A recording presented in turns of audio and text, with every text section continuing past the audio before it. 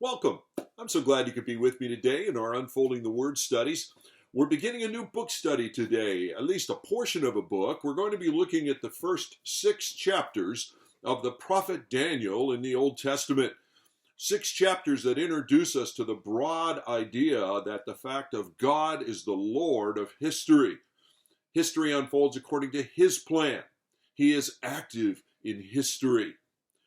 I'm going to read, to start our study, Daniel chapter 1, beginning in the verse 1 to 4. In the 3rd year of the reign of Jehoiakim, the king of Judah, Nebuchadnezzar, king of Babylon, came to Jerusalem and besieged it. And the Lord gave Jehoiakim, king of Judah, into his hand, with some of the vessels of the house of God. And he brought them to the land of Shinar, to the house of his God, and placed the vessels in the treasury of his God. And then the king commanded Aspenaz, his chief eunuch, to bring some of the people of Israel, both of the royal family and of the nobility, youth without blemish, of good appearance, and skillful in all wisdom, endowed with knowledge and understanding, learning, and competent to stand in the king's palace, and to teach them the literature of the Chaldeans and the language of the Chaldeans. Today, as we get into this study, I want to spend a little bit of time before looking directly at the verses, giving a bit of an introduction to the book of Daniel so that you understand the nature of this book. Daniel wrote the book of Daniel sometime around 532 BC. He wrote it after a lifetime of exile in Babylon.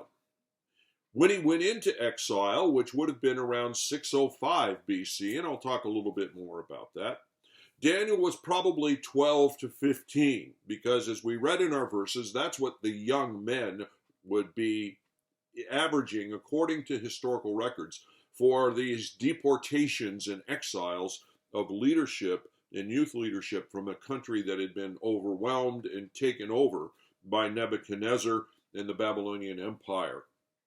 The events in the book of Daniel itself span the time from his initial exile, his initial capture and being taken as a prisoner to Babylon, all the way through to the end of the Babylonian Empire and the beginning of what's called the Persian Empire or the Medo-Persian Empire.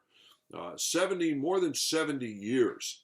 And the book of Daniel encapsulates various things during that 70-year period. Now, in the book of Matthew, in chapter 24 of Matthew, we read these words beginning in verse 15.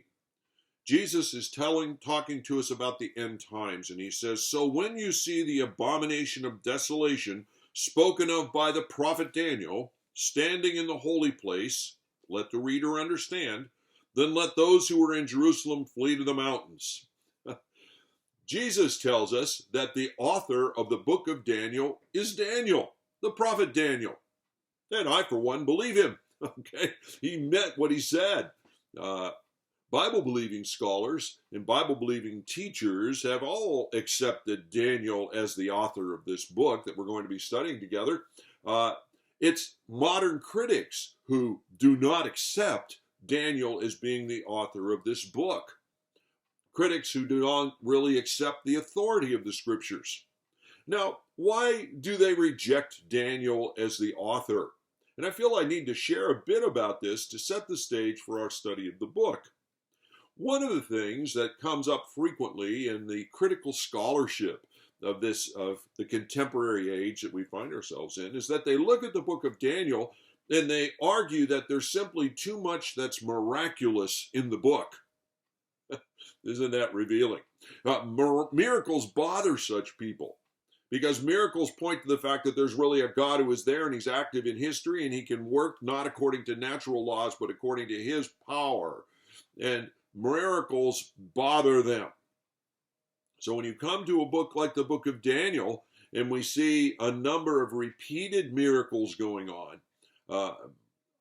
overwhelming miracles as we'll come to see, they look at that and say, well, this just can't be true. It's a fable. It's not written by this prophet and so forth. So number one, they reject it because it's too miraculous. Number two, and this is even more interesting. Many of the modern critics reject Daniel as the author of the book of Daniel because they say that the prophecies in the book of Daniel are simply too accurate. What do they mean by that? Well, the fact of the matter is every single prophecy in the book of Daniel is fulfilled to the letter. And they look at that and they say, well, obviously it must have been written after the events occurred, because that's the only way it could have been so clear. It's the only way it could have been so accurate. Now, let's understand that people who take that approach to trying to make sense out of the book of Daniel in the Bible reveal something very fundamental about how they view God and how they view his word. How do they view God? They view that God doesn't really know the end from the beginning. Or they reveal that God doesn't really work in our world. And certainly they reveal that they do not accept the authority of the scriptures, and for that matter, even what Jesus said, because Jesus himself identifies Daniel as the author of the book of Daniel, the prophet Daniel.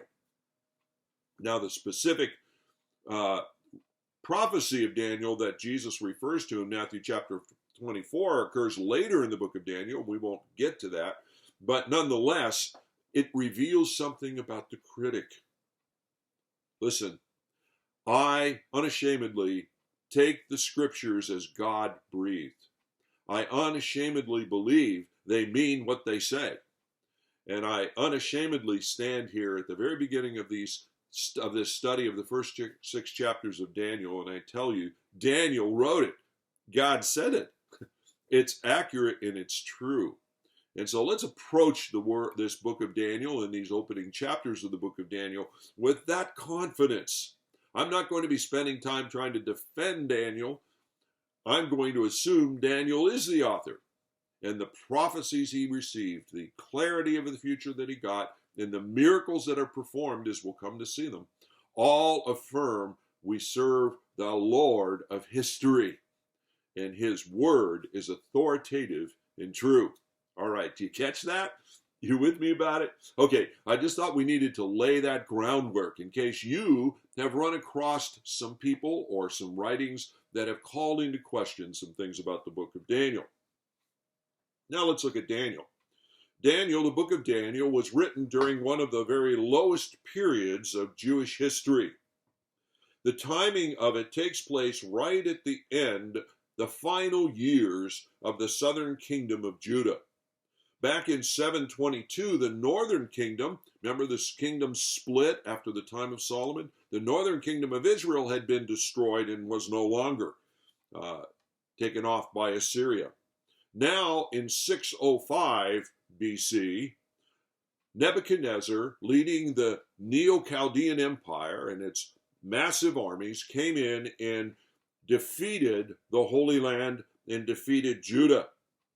They came and they captured the city of Jerusalem, the capital. This is the timing of the book of Daniel as it starts out. This very first destruction of the Jewish power and the taking of Jerusalem by Nebuchadnezzar, 605 BC. Now, one of the things that happened at that particular point in time, and it impacted on Daniel's life and therefore on the book, is that Babylon carried out what will best be described as a brain drain or a leadership drain. One of the things as a strategy that Babylon as an empire did is that when they would defeat a particular country, a nation, they would come in, and one of the things they'd do is they'd look for the promising and prominent young people, young men, generally ages 12 to 15, 11 to 15, and they would exile those people, take them out of the country, bring them back to the capital city, the cream of the crop. And in that way they would control the development of any potential leadership. Anyone older than those ages, they would assume that were beyond being able to be trained and indoctrinated, and so they wouldn't take them. But they took the cream of the crop, In fact, it tells us here that people who came either out of the royal family, that of the king, or the royalty, the nobility. Therefore, it tells us something about Daniel. Daniel was either in the royal family or in the nobility. He was prominent, he was obviously gifted, and he was young. This is the Daniel we're talking about. They would take these people off to exile, and they would indoctrinate them to break their loyalties to their homeland, link them to the empire, and use them in the empire's tasks. Daniel was one of these kidnapped young people, along with his friends Shadrach, Meshach, and Abednego. And Daniel would never again, the rest of his life, end up returning to his homeland. The scripture tells us he never did get back. About 12 to 15 to start, taken off into exile, never gets back. Well, join me tomorrow as we continue to look at what I'm calling a childhood in crisis as we examine these opening verses in the book of Daniel. Join me then, won't you? God bless.